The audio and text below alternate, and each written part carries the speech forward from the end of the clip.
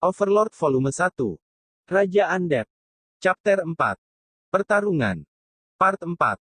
Dia bisa merasakan gejolak yang dirasakan oleh kuda yang ditunggangi lewat kakinya. Bahkan kuda perang yang terlatih pun, bukan, karena kuda peranglah maka binatang tersebut tahu jika dia sedang menuju kematian. Hanya ada 4 atau 5 musuh yang mengepung desa, jadi ada jarak yang lebar di antara mereka. Namun, mereka mungkin mempunyai suatu cara untuk membuat pengepungan mereka menjadi sangat ketat. Dengan kata lain, mereka sedang memasang jebakan untuknya, dan jika dia jatuh ke dalam jebakan tersebut, dia akan tewas. Namun begitu, Gazev masih tetap bertekad untuk menerobos mereka. Tidak, menurut keadaan saat ini, memaksa menerobos adalah satu-satunya pilihan. Dia tidak punya peluang menghadapi mereka dalam pertempuran jarak jauh. Jika dia mempunyai pemanah jitu, lain lagi persoalannya. Jika tidak, dia harus menghindari pertempuran jarak jauh dengan Magic Caster. Akan lebih bagus jika mereka mempunyai rumah-rumah yang terbuat dari batu atau benteng yang kokoh untuk melawan mereka dari sana, tapi dia tidak yakin sama sekali pada kemampuan dinding kayu untuk menghentikan magic. Yang hanya dia tahu, baik Gazev dan rumah itu mungkin akan terbakar bersama.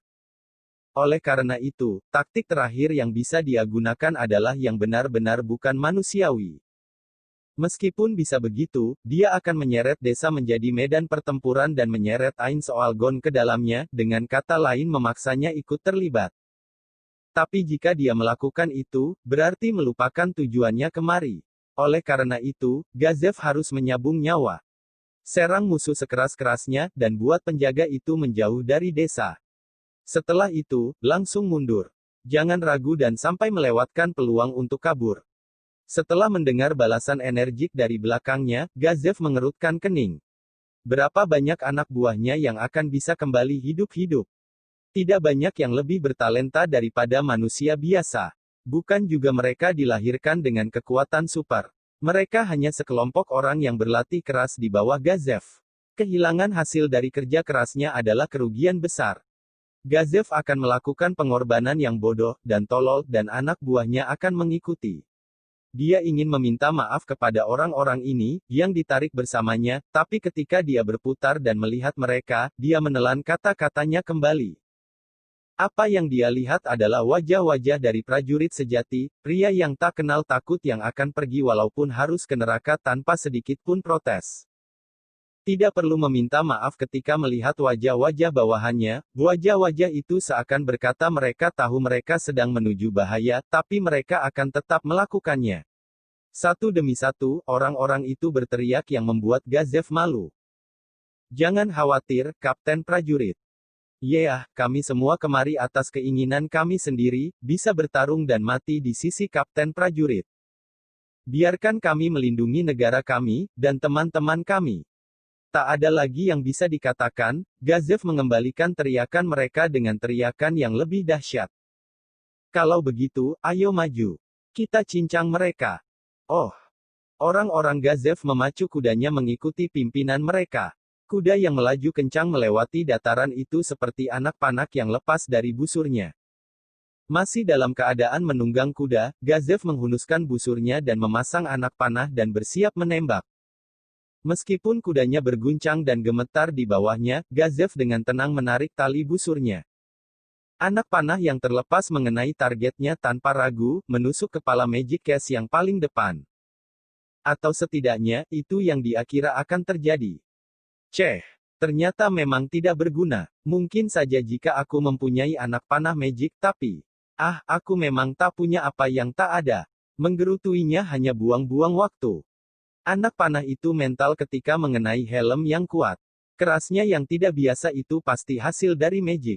Seperti yang Gazev katakan, agar bisa menembus magic yang tak mempan dengan serangan jarak jauh, dia membutuhkan senjata magic sendiri.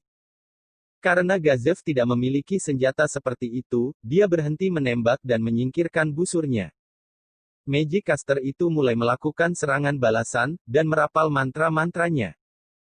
Gazev memfokuskan tenaganya, dan mengambil kuda-kuda untuk menahan magic mereka. Saat itu, kuda di bawahnya meringkik dengan keras dan mengangkat kaki depannya tinggi-tinggi. Go! Go! Go! Dia menggenggam erat tali kekangnya dan condong ke depan, seperti memeluk kuda itu. Untungnya, refleksnya yang cepat menjaga Gazev terjatuh dari kudanya. Membuatnya berkeringat dingin di sekujur tubuh, dia berhasil menekan kepanikan sesaat. Ada sesuatu yang lebih penting di depannya. Gazev yang bingung dan terengah-engah mencambuk sisi samping kudanya, tapi sang kuda masih tetap terdiam, seakan seseorang yang lebih penting dari penunggannya telah memberikan perintah. Fenomena aneh ini hanya berarti satu hal. Itu adalah magic yang mengendalikan otak. Kuda itu terpengaruh mantra semacam itu. Gazev mungkin bisa melawan efeknya, tapi yang terkena bukanlah monster, tetapi hanya kuda biasa, jadi tingkat perlawanannya tidak seperti yang diduga. Kemarahan berkobar dalam Gazev karena tidak menduga bentuk serangan yang terlihat jelas itu. Dia melompat turun dari kudanya, dan bawahannya yang masih menunggang kuda, mengarahkan kudanya mendekati Gazev, melewatinya dari kedua sisi. Kapten prajurit. Orang terakhir dari kelompok itu mengurangi kecepatannya, mengulurkan tangannya. Mereka ingin menolong Gazev menaiki kuda mereka, tapi Angel yang sedang memperhatikan mereka dari langit meluncur ke bawah lebih cepat. Gazev menghunus pedangnya dan mengayukannya kepada Angel itu. Pedang baja itu menjadi secepat kilatan cahaya. Sabetan dari orang terkuat di Kingdom cukup untuk membelah tubuh manusia menjadi dua. Tapi Angel bukanlah manusia, meskipun terluka pada dada, masih belum bisa ditebas. Darah mengucur ke udara adalah mana yang menyusun tubuh Angel. Lalu menghilang seperti asap. Tidak perlu. Maju dan serang mereka. Setelah Gazev memberikan perintahnya, dia menatap tajam Angel yang terlepas. Memang terluka tapi masih mencoba mencari celah pada pertahanan Gazev. Jadi begitu. Perasaan aneh merambat ke tangannya ketika pedangnya terkena sasaran. Gazev tahu apa itu. Monster ini mempunyai skill yang akan mengurangi serangan apapun yang mengenai mereka kecuali serangan senjata yang dibuat oleh material khusus. Berkat kemampuan ini Angel bisa menerima serangan Gazev tanpa jatuh. Jika itu masalahnya. Gazev memfokuskan tenaga dalam tubuhnya dan mengaktifkan martial art, fokus battle aura, dan pedangnya berkilauan cahaya crimson. Angel mengambil kesempatan ini untuk menebas dengan pedang api merah. Namun, terlambat. Di mata petarung terkuat Kingdom, Gazev Stronov, gerakan Angel itu benar-benar terlalu pelan. Pedang Gazev diayunkan. Sabetan ini jauh lebih kuat dari sebelumnya, dan pedang Gazev memotong dengan rapi menembus tubuh Angel. Tubuhnya hancur, seperti leleh di udara, sayapnya yang berkilauan terkepak beberapa kali sebelum hilang seakan itu semua adalah mimpi. Jika Gazev tidak tersangkut dalam kubangan darah seperti sekarang, dia mungkin akan bertepuk tangan atas pertunjukan cahaya itu. Namun, saat ini dia tidak sempat untuk hal itu. Gazev melihat sekeliling, musuh terlihat maju menuju dirinya dalam gelombang yang tidak ada habisnya, dan tersenyum. Angel semakin berdatangan di sisi mereka. Gazev sangat paham bahwa mereka bukanlah bala bantuan biasa. Jadi, magic bisa melakukan apapun, sial. Sambil mengutuk magic caster yang dengan mudah melakukan hal yang tak bisa dilakukan oleh seorang petarung, Gazev dengan tenang menghadapi tumpukan musuh yang mengelilinginya, dan yakin bahwa ini adalah semua musuh yang mengepung desa. Itu artinya pengepungan desa sudah lepas. Kalau begitu, Tuan Gon, sisanya aku serahkan pada Anda. Tahu bahwa dia bisa menyelamatkan penduduk desa membuat hati Gazev dipenuhi dengan kebahagiaan tak terhingga. Dia tersenyum pada kecerobohan musuh. Lalu suara derap kaki kuda terdengar di telinga Gazev. Itu adalah suara dari bawahan Gazev, yang memutar balik setelah melewati musuh, dan kembali untuk berperang. Aku sudah bilang pada mereka untuk berpencar ketika blokade sudah tembus. Dasar sekelompok orang-orang bodoh kalian. Aku bangga sekali pada kalian. Gazev berlari maju. Ini mungkin akan menjadi peluang terbaik dan satu-satunya untuk mengakhiri pertempuran. Dilihat dari kecepatan penunggang tersebut, Magic Caster musuh harus memfokuskan seluruh perhatian mereka pada bawahannya. Dia akan mengambil kesempatan ini untuk menimbulkan keributan pada barisan mereka. Hanya itu satu-satunya cara. Kuda-kuda bawahannya meringkik dan mengangkat kaki depan mereka, seperti kuda Gazev. Beberapa orang berteriak kesakitan ketika terlempar dari kuda mereka, dan Angel itu mengambil peluang itu untuk menekan dengan serangan. Meskipun bawahannya setara dengan Angel dalam hal kekuatan bertarung, tetapi mereka tak memiliki kemampuan spesial, dan orang-orang Gazef berada dalam keadaan sangat terjepit. Seperti yang dia duga, lebih dari separuh bawahannya sedang bertarung habis-habisan menyelamatkan nyawa. Mantra-mantra dari Magic Caster hanya membuat mereka menjadi jauh lebih buruk. Bawahannya pun berjatuhan ke tanah, satu demi satu. Gazef tidak tahan melihat hasil yang tak dapat dielakkan itu, dan dia maju lagi. Targetnya kali ini adalah komandan musuh. Dia tidak berpikir musuh akan mundur jika komandannya kalah, tapi hanya itu satu-satunya cara untuk menyelamatkan semuanya. Lebih dari 30 Angel berada di arah yang dituju Gazef. Dia mengerenyitkan dahi ketika dia melihat pertahanan berat yang ada di depannya. Minggir. Gazef menggunakan jurus supernya.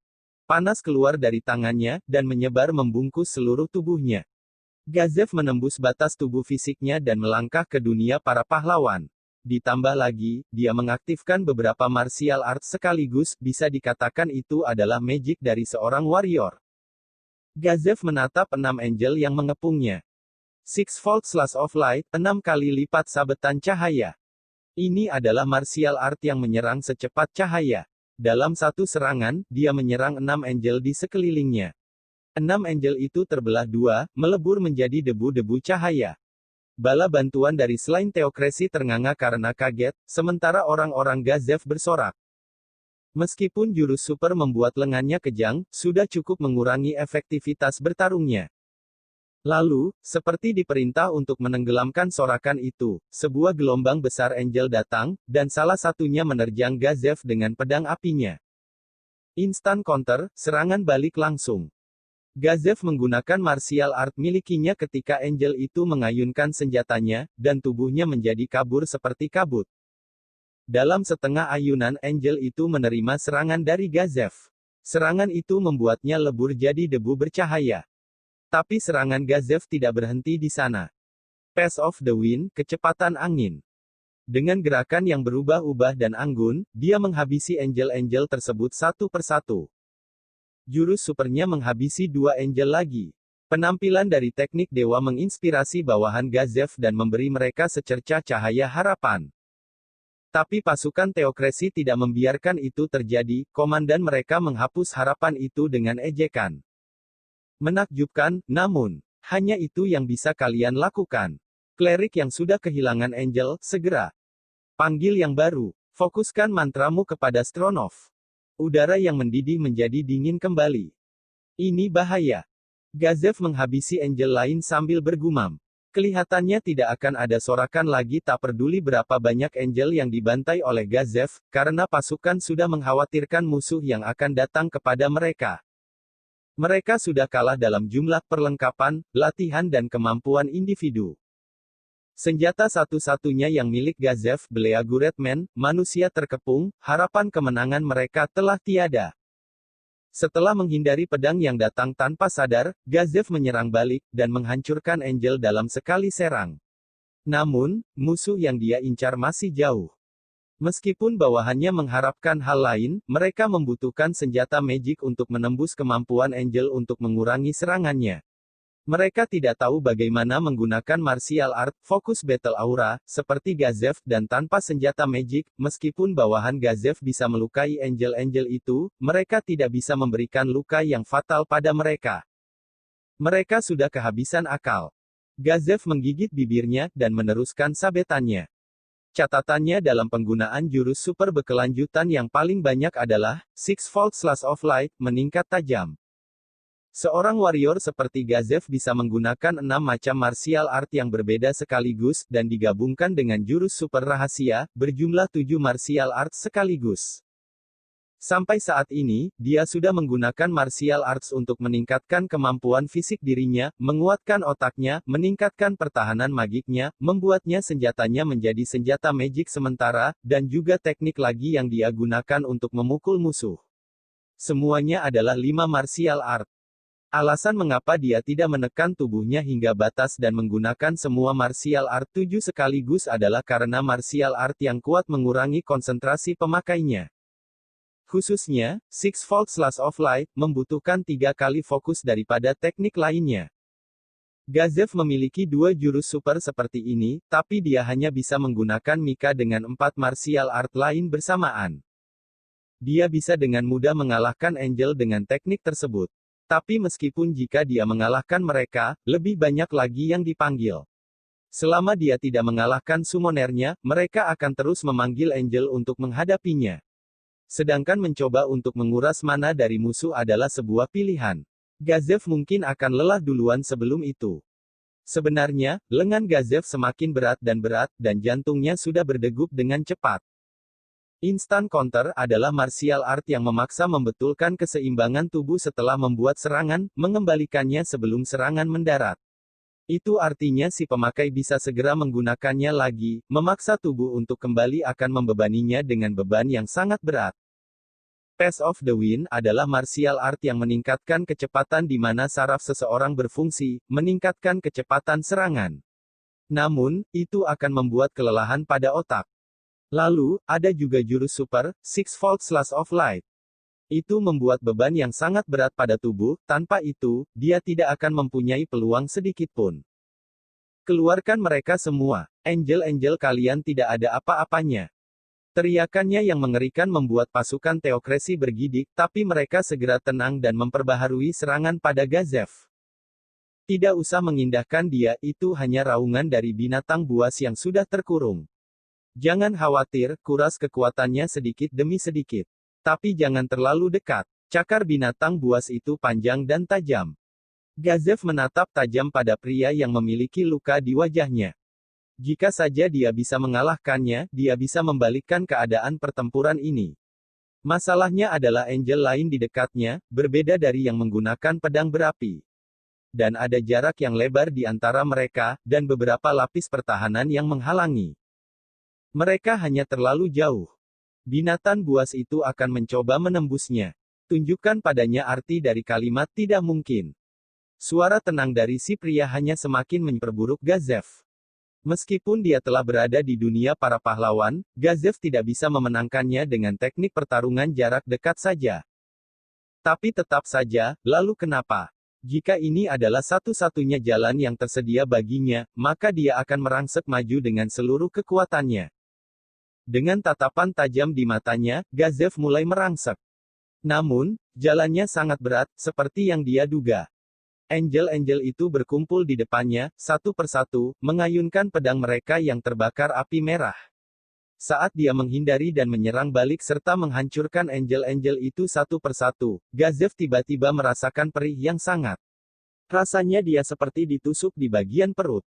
Saat dia melihat asal dari luka, dia melihat sekelompok magic caster merapal semacam mantra. Jika kamu seorang priest, seharusnya kamu bertindak seperti seharusnya. Bagaimana dengan sedikit penyembuhan di sebelah sini?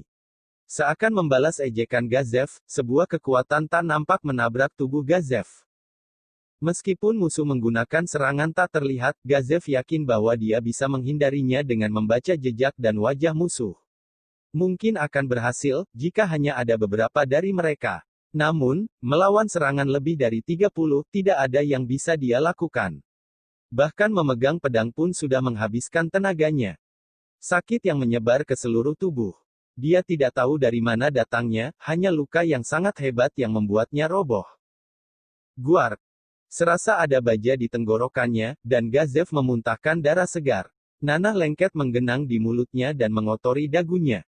Kaki Gazev bergetar setelah rentetan serangan tak terlihat itu, dan sekarang Angel mengayunkan pedangnya ke arah dia. Dia tidak bisa menghindari serangan itu, dan mengenai armornya. Untungnya, itu mementalkan pedang, tapi dampak benturan itu merambat ke pelindung dadanya dan jauh ke dalam tubuh.